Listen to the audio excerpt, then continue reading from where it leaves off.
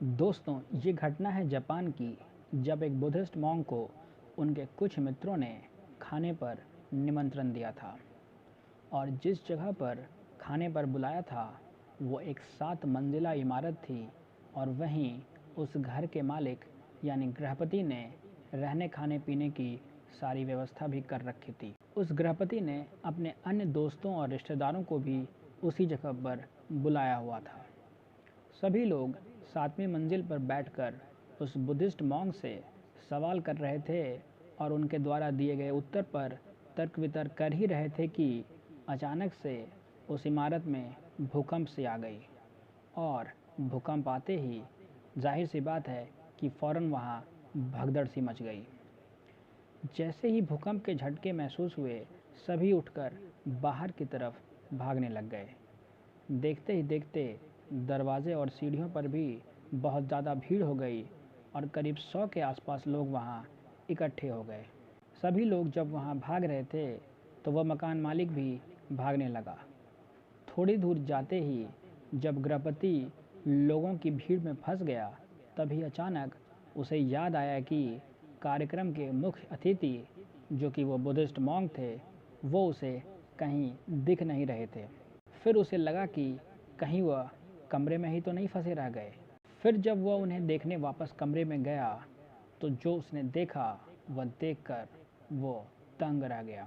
उसने देखा कि वो बुद्धिस्ट मॉन्क बिना किसी परेशानी के बिल्कुल शांति से बैठे हुए हैं, मानो जैसे कि कुछ हुआ ही ना हो। यह देखकर वह गृहपति ने मन ही मन हैरानी भरे भाव से सोचने लगा कि सभी लोग अपनी जान बचाकर भाग रहे हैं, लेकिन यह मॉन्क तो ज़रा सी भी विचलित नहीं हो रहे और ध्यान में मग्न है। कोई इस समय में इतना साहस कैसे जुटा सकता है? गृहपति एक टक से उस बुद्धिस्ट मॉन्क की तरफ निहारे जा रहा था। उस मॉन्क के चेहरे पर इतनी शांति थी कि वह देखकर वह मकान मालिक भी आकर उस बुद्धिस्ट मॉन्क के पास बैठ गया। कुछ देर बाद जब उस मॉन्क ने अपनी आंखें खोली और भूकंप की वजह से जिन सवालों के उत्तर वो नहीं दे पाए थे, वह फिर उसी जगह से अपनी जब बात दोबारा शुरू कर दी, तो गृहपति ने कहा कि महाराज, अब मुझे किसी भी सवाल का उत्तर नहीं जानना। बस अब तो मेरे मन में एक ही सवाल है। इतना कहने के बाद ही गृहपति ने बड़ी ही जिज्ञासा व हैरानी भरे भाव से कहा, महाराज, आप बस ये बताइए कि भूकंप आने पर जब हम सब लोग बाहर की तरफ भाग रहे थे तो फिर आप क्यों नहीं भागे? आप अंदर ही क्यों बैठे रह गए, वो भी इतनी शांतिपूर्ण अवस्था में? इस पर वो बुद्धिस्ट मॉन्क मुस्कुराए और बोले, भागा तो मैं भी था, लेकिन तुम सब बाहर की तरफ भागे और मैं अपने भीतर की तरफ अपने मन में भागा। इसको तुम इस तरह से समझ सकते हो कि आपत्ति आने पर जिसे जहाँ सुरक्षित महसूस हुआ वह वहाँ भाग गया, कोई बाहर की तरफ तो कोई अंदर की तरफ। लेकिन मैं कहता हूँ कि तुम्हारा बाहर की तरफ भागना भी व्यर्थ ही था, क्योंकि भूकंप सिर्फ 7वीं मंजिल पर तो नहीं आया था, भूकंप तो 6ठी मंजिल पर भी आया था और पहली मंजिल पर भी। सोचो, अगर तुम्हारे भागते भागते ही यह इमारत गिर जाती तो क्या तुम में से कोई बच पाता? और तो और जो सड़कों पर थे, भूकंप उनके लिए भी तो आया था। क्या सड़क में दरार नहीं आ सकती थी? मौत तो वहाँ भी हो सकती थी। लेकिन तुमने देखा होगा कि लोग बिना ये सब सोचे ही बस भूकंप के डर से भाग रहे थे। फिर वह गृहपति मॉन्क से पूछता है कि ये बताइए कि ऐसा क्यों हुआ कि किसी को आपकी तरह मन के अंदर भागने का नहीं सूझा और सारे लोग बाहर ही भागते रहे? इस पर मॉन्क ने कहा कि सारे लोग बाहर की तरफ इसलिए भाग रहे थे क्योंकि यह सब एक ही तरफ से भागना जानते हैं। बाहर की तरफ भागना ही इनके लिए एकमात्र भागना है। और ऐसा सिर्फ भूकंप के संदर्भ में नहीं है, बल्कि ये किसी भी विकट परिस्थिति में आज तक केवल बाहर की तरफ ही भागना जान पाए हैं। तभी तो ये ज़िंदगी में इतने दुखी और परेशान रहते हैं, तभी तो इनका मन इतना अशांत रहता है, और तभी तो जिन सवालों का हल इनके अंदर ही है, उसका उत्तर भी ये लोग बाहर से ही पाना चाहते हैं। लेकिन इन सब से विपरीत मेरा भागना अलग था।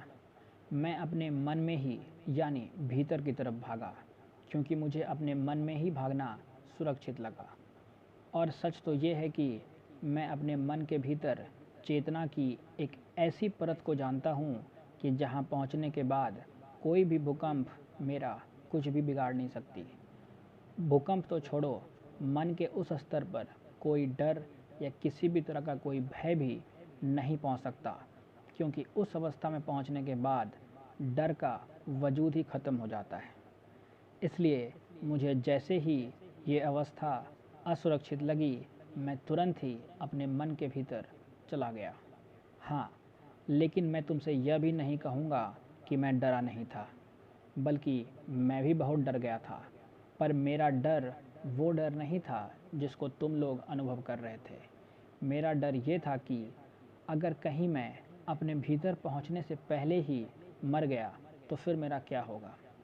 मैं चिंतित था कि कहीं ध्यान में पहुंचने से पहले ही अगर इमारत मुझ पर गिर गई तो शायद मैं वो अवस्था पर नहीं पहुंच पाऊंगा जहां मुझे पहुंचना चाहिए था। लेकिन जब मैं एक बार उस अवस्था में पहुंच गया, फिर मुझे कोई चिंता और डर नहीं सता पा रही थी। मन का कौतूहल बिल्कुल शांत हो गया था और मैं एक परम शांति को महसूस कर पा रहा था। और अब अगर उस भूकंप की वजह से मैं मर भी जाता तो केवल मेरा शरीर ही मरता, क्योंकि मेरा मन तो ध्यान में उतर चुका था। सच कहूँ तो मैंने ध्यान में ही अपनी ज़िंदगी को जिया है और मैं ध्यान में ही मरना भी चाहता हूँ। मेरे लिए यही मोक्ष है। इसलिए जैसे ही मैं एक बार उस अवस्था में पहुँच गया तो मैं पूरी तरह से निश्चिंत हो गया था। और आज के युग में लोगों का भी यही लक्ष्य होना चाहिए। एक दिन तो सबको मरना है, लेकिन कुछ नासमझ लोग जीवन और मृत्यु के मूल मंत्र को नहीं समझ पाते और उनके लिए मृत्यु एक डर जैसी परिस्थिति ही होती है। और वह मृत्यु के ठीक पहले ध्यान में जाने की बजाय खौफ में चले जाते हैं और फिर उनके आगे की यात्रा भी खौफ में ही गुजरती है। और यह सब इसलिए होता है कि लोगों में ज्ञान का अभाव है, जबकि सच्चाई तो यह है कि जब आप जन्म से पहले अपनी माँ के कोख में पलना शुरू हुए थे तो उसी क्षण से आपने मरना भी शुरू कर दिया था। यानी जन्म के साथ साथ ही मृत्यु का भी नाता आपसे उसी वक्त जुड़ गया था। और जैसे जैसे आपके जीवन का एक एक दिन बीतता जा रहा था, उसी के साथ साथ आप मृत्यु के और भी नज़दीक पहुंचते जा रहे थे।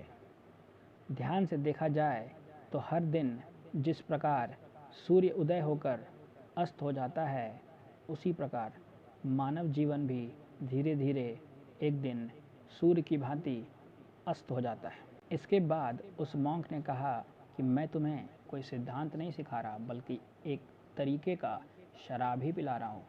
इसे पियो, नाचो गाओ और मुस्कुराओ, और जीवन में जितने भी डर मिलें सबको हिम्मत से झेलो।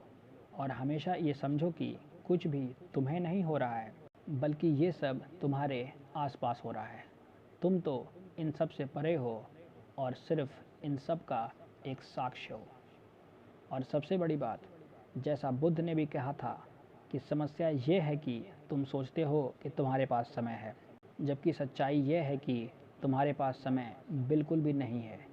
इसलिए जीवन में अंदर जाने के लिए किसी भूकंप का इंतज़ार मत करना, क्योंकि भूकंप के समय वही अंदर जाते हैं जिनका रोज़ का आना जाना मन में रहता है।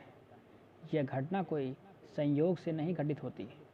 मैं अपने मन के अंदर जा पाया क्योंकि मैं रोज़ अपने मन के अंदर जाता हूँ और अंदर का यह रास्ता मेरे लिए काफ़ी परिचित था। और हाँ, यह भी मत सोचना कि जिस दिन मृत्यु आएगी उस दिन ध्यान कर लेंगे, यह भी संभव नहीं। इंसान आखिरी वक्त में वही अर्जित करता है जो उसने जीवन भर किया है। अगर तुमने जीवन भर धन की चिंता की है तो मरते वक्त भी मन के अंदर उसी धन की चिंता तुम्हें सताती रहेगी और तुम उसी चिंता की अवस्था में मर जाओगे। और शायद यही तुम्हारी मुक्ति में रुकावट भी बन सकती है। मरते वक्त एक बार हमारी पूरी ज़िंदगी हमारे आँखों के सामने गुज़र जाती है। संक्षिप्त में कहूँ तो आखिरी के 40 सेकंड में ज़िंदगी भर हम जो भी करते हैं वह अंत समय में महसूस हो जाता है।